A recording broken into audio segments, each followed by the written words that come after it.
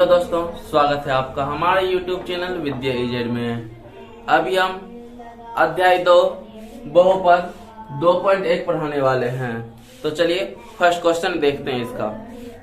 तो first question कहता है निम्नलिखित व्यंजकों में कौन कौन चर बहुपद हैं और कौन नहीं है, कारण के साथ अपने उत्तर दीजिए।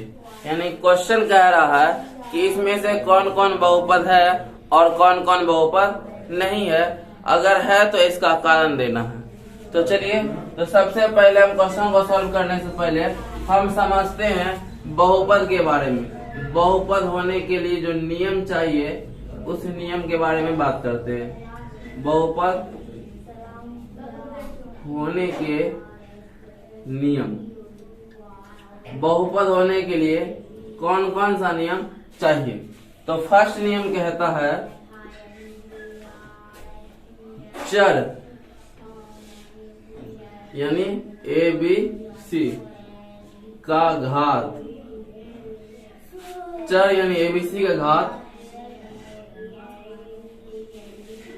धनात्मक यानी प्लस होना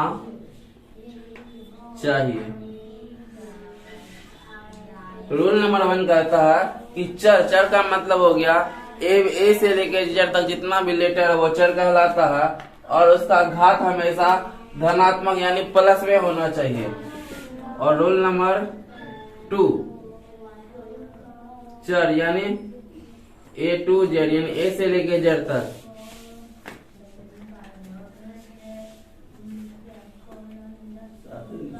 पूर्णांक या भिन्न नहीं होना चाहिए। अब दूसरा रूल कहता है कि चर यानी ए से लेकर जेड तक में कोई भी लेटर जो है पूर्णांक यानी 2.3/4 या भिन्न यानी 3/4 यानी x/y 2/z ऐसा नहीं होना चाहिए। और लास्ट नियम कहता है चर यदि रूट में हो, चर यदि रूट में हो तो उसका घात सम संख्या यानी 2, 4, 6, 8, 10 होना चाहिए। अब कहता है चर यानी ए से लेकर जेड तक का कोई भी जो लेटर है अगर वो रूट में है तो उसका घात हमेशा सम संख्या 2, 4, 6, 8, 10, 12, 14 ऐसा होना चाहिए। ये 3 नियम है और इसी पे हम इस बहुपद को बनाएंगे। तो फर्स्ट क्वेश्चन देखते हैं। लिखा 4x² - 3x + 7। तो अब यहाँ x का जो घात है तो यहाँ पे प्लस होना चाहिए और यहाँ प्लस में है। और दूसरा रूल कहता है पूर्णांक भिन्न नहीं होना चाहिए, ये भिन्न यानी x/y के रूप में नहीं है। और तीसरा यदि रूट में है तो उसका घात सम संख्या, और ये रूट में भी नहीं है। यानी रूल नंबर 1 को ये फॉलो कर रहा है, तो इसीलिए ये हो जाएगा बहुपद है। हो गया। अब 2 नंबर क्वेश्चन कहता है y² + √2 y²। तो ये y का जो घात है ये हमेशा सम है यानी प्लस में है, रूल नंबर 1 फॉलो करता है। अब रूट में, तो रूट में क्या होना चाहिए, चर होना चाहिए। और ये 2 जो है मेरा ये अचर है यानी संख्या नंबर जितना होता है, नंबर जितना है ये होता है मेरा अचर, यानी 1, 2, 3, 4 ... ये मेरा कहलाता है अचर। तो y² + √2 तो ये भी मेरा हो जाएगा बहुपद है। ठीक है। अब तीसरा देखते हैं 3√t। तो रूट में क्या आया t, तो रूट में क्या लिखा था, चर यदि रूट में हो तो उसका घात सम संख्या 2, 4, 6, 8 होना चाहिए। यहाँ पे t है, इस पे घात कुछ नहीं है तो क्या है 1 है। कितना है 1 है। तो 1 यहाँ पे सम संख्या नहीं है यानी विषम संख्या है। तो ये मेरा क्या हो जाएगा बहुपद नहीं है। ठीक है। अब चौथा कहता है y प्लस 2/y। तो y तो यहाँ ठीक है, लेकिन 2/y, 2/y यहाँ पे क्या हो गया, चर यानी a से लेकर z तक भिन्न नहीं होना चाहिए। और लेकिन ये भिन्न में है, अंश बटे हर के रूप में है। अगर ये होता y प्लस y/2 तो ये होता मेरा बहुपद है। लेकिन मेरा क्वेश्चन कह रहा है y प्लस 2/y, तो ये मेरा बहुपद नहीं है।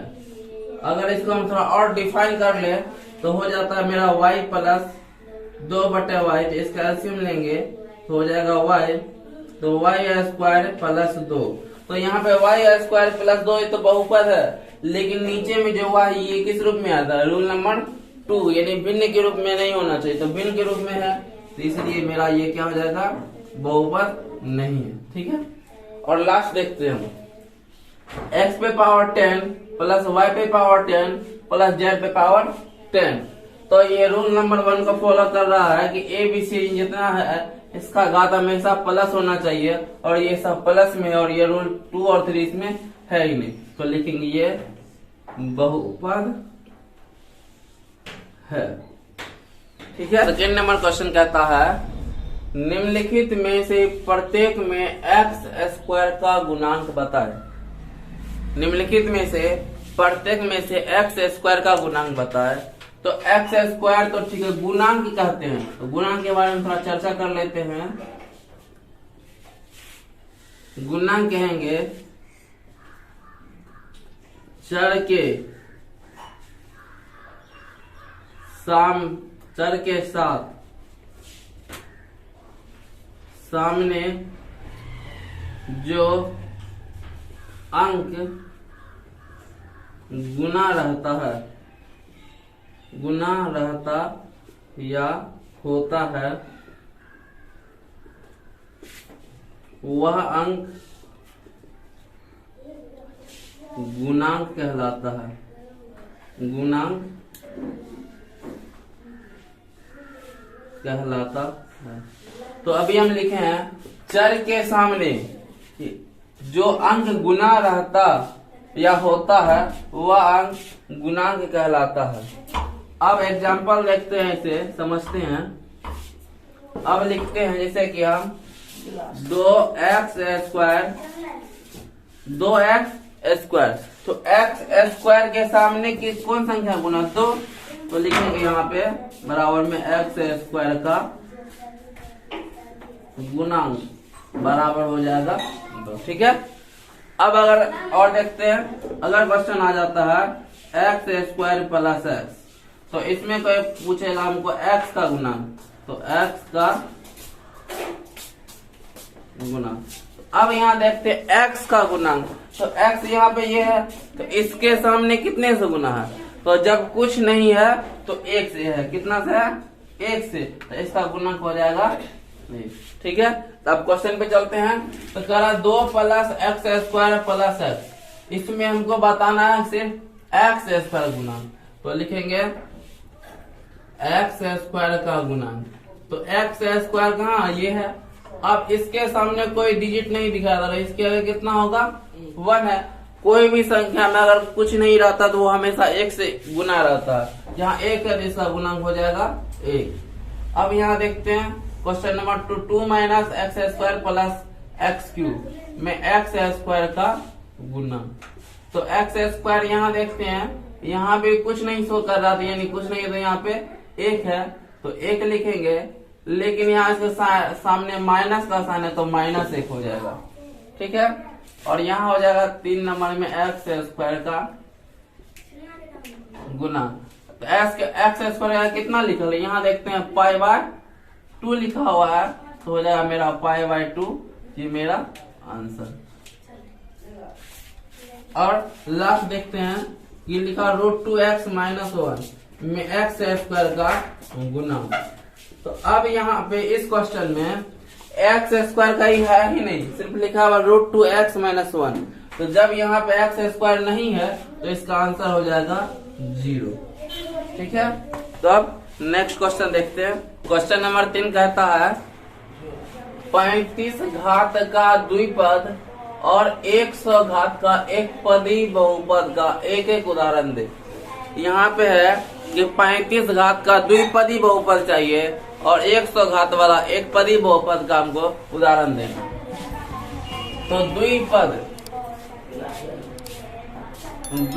का मतलब हो गया कि जिस बहुपद में केवल 2 पद हो,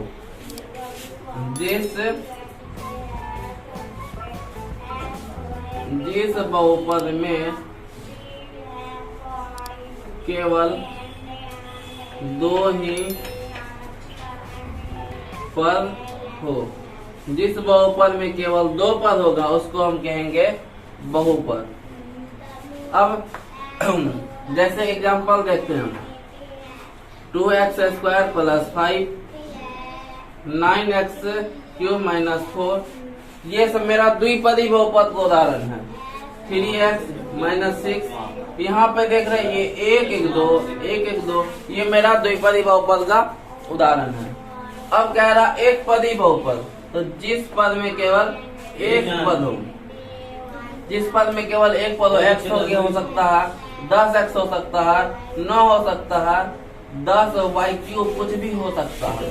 लेकिन अब यहाँ पे कह रहा 35 घात का द्विपदी, यानी अब सॉल्यूशन करते हैं।